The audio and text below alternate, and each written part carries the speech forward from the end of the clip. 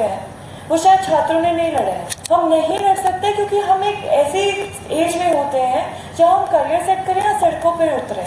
कुछ टीचर ऐसे थे जिनके कोचिंग में मैं जाके उनसे बात करना चाहा इस चीज़ के लिए, फुल डे फुल नाइट के लिए हमने परमिशन मांगी थी। ये ओरिजिनल कॉपी है डीसीपी ऑफिस की। जिस बच्चे का फ्यूचर बर्बाद हुआ क्या चार्ज और बल प्रयोग किया, कई लोगों को हिरासत में लिया गया और प्रदर्शन को अवैध बताते हुए खत्म करवा दिया गया। मैदान से आंदोलन हटने के बावजूद छात्र अब भी कह रहे हैं कि इंसाफ चाहिए। वहीं आपको बता दें कि प्रेस क्लब ऑफ इंडिया में छात्रों ने प्रेस वार्ता कर अपनी आप बीती साझा की और भविष्य की रणनीति पर भी चर्चा की। हमारे पास टाइम नहीं था नोटिस देने का क्योंकि 6 बजे सुबह के 6 बजे तो हम सब लोग पहुंचे वापस।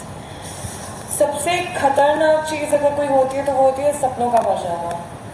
और अगर आप यूथ के सपनों को ऐसे कुचल रहे हैं तो आप देश का भविष्य नहीं सोच सकते हैं। फिर स्टूडेंट का क्लास जो है, स्टूडेंट सबसे वल्नरेबल क्लास में आता है। स्टूडेंट पेरेंट्स पे डिपेंडेंट होता है, टीचर्स पे डिपेंडेंट होता है, गवर्नमेंट पे डिपेंडेंट होता है, स्टेट पे डिपेंडेंट होता है। तो हमें कुचलना सबसे आसान होता है।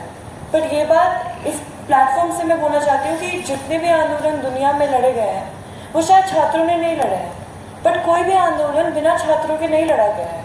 तो छात्रों को जो टीचर्स भी ऐसे समझ रहे हैं और जो सिस्टम भी समझ रहा है कि हम बेवकूफ़ हैं, हम बेवकूफ़ नहीं हैं। हम नहीं लड़ सकते क्योंकि हम एक ऐसी एज में होते हैं जहाँ हम करियर सेट करें या सड़कों पर उतरे।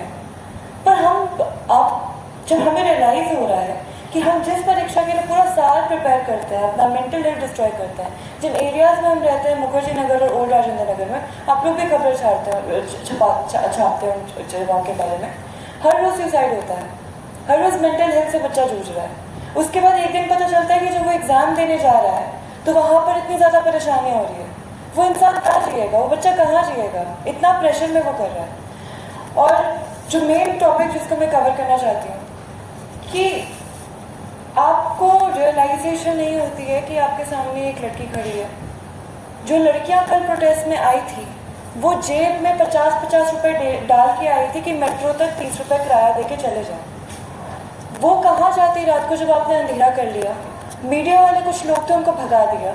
कोई कुछ पता नहीं चल रहा, आप अनाउंसमेंट करने नहीं दे रहे हो। 1 बजे से हम बोल रहे हैं डिस्पर्स करने के, टीचर्स हमारे साथ कोऑर्डिनेट नहीं कर रहे हैं। हम क्या करते?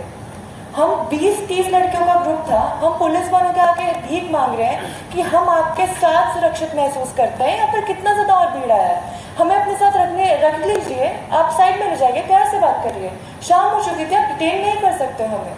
उन लोगों ने पुलिस का ड्रेस, जो पुलिस वाले थे उन लोगों ने बाउंसर जैसे आपके होने वाले पुलिस वाले जो नीचे उनका जूता भी दिख रहा था, वो हमारे ऊपर फेंक दिए स्टेज पे।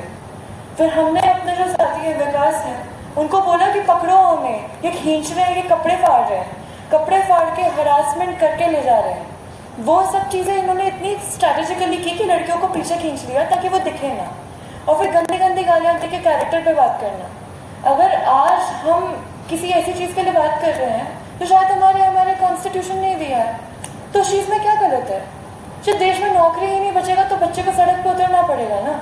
और जिस नौकरी के लिए हम उतर रहे हैं उसी सिस्टम का पार्ट हम, पहली बात तो जिस सिस्टम का अगर हम खिलाफ आवाज़ उठाते हैं वो किसी गवर्नमेंट के खिलाफ नहीं है, हम एक सिस्टमैटिक फ्लॉ को बोल रहे हैं कि ये सिस्टमैटिक फ्लॉ है, आप इसको ठीक करिए, अब हमसे बात करिए। अगर एजुकेशन इतना इंपॉर्टेंट चीज़ है देश का तो हम भी उसका स्टेक होल्डर है ना, स्टूडेंट्स जितना ही टीचर्स है, जितना ही गवर्नमेंट है। अब हमारे साथ बैठिए, हमसे पूछिए कि हमारा क्या दिक्कत है। जो भी सारे पुलिस वाले थे जो वर्दी में थे उनको भी हमें बात समझा रहे थे कि आपका वर्दी पहनने के लिए हम शायद यहाँ सड़कों पर उतरे हैं क्योंकि हमारे साथ इंसाफ नहीं हो रहा है। आपका दुश्मन नहीं है, हम किसी का भी दुश्मन नहीं, पर अपना हक मांगने आए थे। और जो बाकी लोगों ने भी कहा, हम लोग कौन सा क्राउड है? हम लोग वो क्राउड है जो अपने स्कूल में एक्सेल करके घर वालों को उम्मीद से यहाँ पर आया है, जिनको पॉकेट मनी मिलता है महीने का। आज भी अगर हम यहाँ तक पहुँचे हैं प्रेस क्लब तक, अपना पॉकेट मनी से पहुँचे हैं। अब महीने खत्म होने वाला है तो कुछ बचा नहीं है, रेंट इतना महंगा है, इतना ज़्यादा परेशानी है, उसके बाद आप हरासमेंट कर रहे हैं और आपको भी पता है क्या परेशानी है।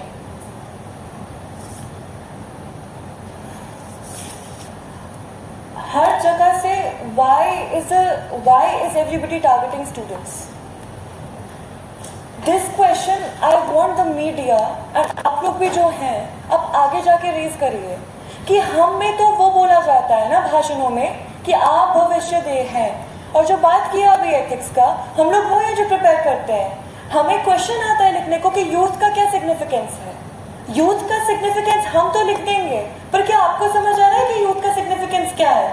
और ये वो यूथ है जिसके साथ आपको बाद में स्टेक होल्डर बन के रूल्स लाने हैं, रेगुलेशंस लाने हैं। अगर आप ऐसे मार पीट के रख जाएंगे, तो जिस चीज से मैंने शुरुआत की थी कि अगर आप सपनों को मार देंगे तो आप क्या इमेजिन कर रहे हैं, क्या आगे बढ़ेगा? कुछ भी नहीं आगे बढ़ पाएगा। आपको बैठ के बात करनी पड़ेगी। हम कौन सा दंगा करने आए हैं? हम एस्पिरेंट्स हैं, हम स्टूडेंट्स हैं जो कम्पिटिटिव एग्जाम्स की तैयारी कर रहे हैं। हम बेवकूफ नहीं है कि हमें बोलेंगे वहां जाओ तो हम चले जाएंगे। हम पढ़ते हैं सिस्टम को, हमें मालूम है, तो कोई हमें कोई बहका नहीं रहा है। हम अपनी कॉन्शियसनेस से यहाँ तक आए हैं। और जितना भी वीडियो सर्कुलेट हुआ है, आप उसको ढंग से देखिए, किस तरह मारा जा रहा है, बाल खींचे जा रहे हैं और इतना गंदे तरह से कैरेक्टर असैसिनेट किया जा रहा है बिना बात का। कोई भी बात उतना नहीं था। उस समय हमारे पास में ये भी नहीं था कि हम किसी टीचर से हेल्प लगे। कुछ टीचर ऐसे थे जिनके कोचिंग में मैं जाके उनसे बात करना चाहा इस चीज़ के लिए। उनके स्टाफ ने मना कर दिया, हम नहीं बात कर सकते, मुझे किसी टीचर का नाम नहीं लेना। मैंने मैक्सिमम सभी टीचर के ऑफिस में गया था, और जब मैंने उस कोचिंग में बोला कि हमें इस चीज़ के लिए प्रोड्यूस करना है, तो क्या आप हमारी कुछ हेल्प करेंगे? उस टाइम में वहाँ के स्टाफ ने बोला कि हम आगे आपकी बात नहीं पहुँचा सकते, आप कहीं और से नंबर उनका लेके कॉल कर लीजिए। तब फिर से हम लोग जंतर मंतर गए। जंतर मंतर को जब हम गए तो वहाँ के एसआई के पास में मुझे लगा कि शायद वहाँ से नंबर मिल सकता है कि जो प्रोडक्ट 6 तारीख को रजिस्टर्ड हुई थी वो कौन से टीचर के नाम पे थी। तो वहाँ से पता चला कि आदित्य रंजन सर हैं, उनके नाम पे वो रजिस्टर्ड थी और उनका वहाँ से नंबर मिला हमें। हमने उनको कॉल किया, कॉल करने के बाद में वहाँ से हमारा प्रोसेस चालू हुआ कि हम कर सकते हैं। कई टीचर फिर 3-4 लोग आए उनके सामने कि हम लोग मिलकर सहायता करते हैं, बिकॉज आप अच्छे काउच के लिए आवाज़ उठा रहे हो और हमें कोई दिक्कत नहीं है। हमने परमिशन ली। परमिशन 23 से 26 तारीख के लिए अप्लाई किया था, लेकिन डीसीपी ऑफिस से हमें 24 तारीख को और 25 तारीख को ही परमिशन मिली। हमें ये बोला गया है, जबकि हमने फुल नाइट के लिए हमने परमिशन मांगी थी। ये ओरिजिनल कॉपी है डीसीपी ऑफिस की। फुल डे फुल नाइट उन्होंने कैंसिल करके इसको उन्होंने मॉडिफाइड करके 2 days 24-25 10 AM to 5 only holding program, any possession is not allowed. हमने उसको पालन किया। हमने ऐसे कोई चीज़ नहीं किया जिसमें से कोई लॉ वायलेट हो सके। हमें कॉन्स्टिट्यूशन पता है कि उसमें क्या चीज़ है, पढ़ने वाले स्टूडेंट हम लोग। हमने ये सारा चीज़ किया। कल हमारा प्रोटेस्ट स्टार्ट हुआ। हमने प्रोटेस्ट जैसे ही स्टार्ट किया, मुझे सिस्टम की तरफ से कॉल आना चालू हो गई कि आप साथ में कॉल करते रहिएगा कि आपको 5 बजे ऑफ करना है। मैं बीच में बोलता गया हूँ, बहुत सारी क्लिप्स पड़ी हुई हैं, मैं बोलता गया हूँ कि हमें अगले दिन की भी परमिशन है और हमें यहाँ 5 बजे तक ही बैठना है। बट अगर यहाँ का जो डीसीपी सर हैं, अगर वो परमिशन देंगे देन कंटिन्यू हम बैठ सकते हैं, सो सकते हैं यहाँ पे, बट कोई फंक्शन नहीं कर सकते। हमने उनसे रिक्वेस्ट भी की थी कि सर अगर यहाँ पे सारे लोग नहीं होंगे, कुछ लोग जैसे लाइक कोई पटना से आ रखा था, कोई आंध्र प्रदेश से आ रखा था, कोई केरला से आ रखा था और कोई ऐसी जगह से दूर से आ रखे थे जिनके यहाँ पे दोस्त नहीं थे, तो अपने दोस्तों के यहाँ रह नहीं सकते। तो ये था कि इनके किसी तरह से हम वहाँ पे रुकवा सकते हैं। ये सारा इंसिडेंट चलता रहा है। जिस बच्चे का फ्यूचर बर्बाद हुआ क्या वो आपके वहाँ बैठेगा नहीं, वो अपने दर से नहीं आएगा। वो अपने दर से आए इसलिए उठने के लिए भी तैयार नहीं थे। वो इसीलिए बोल रहे थे अपनी लड़ाई है, जीत कर जाएंगे, इसलिए बच्चे अड़िग थे।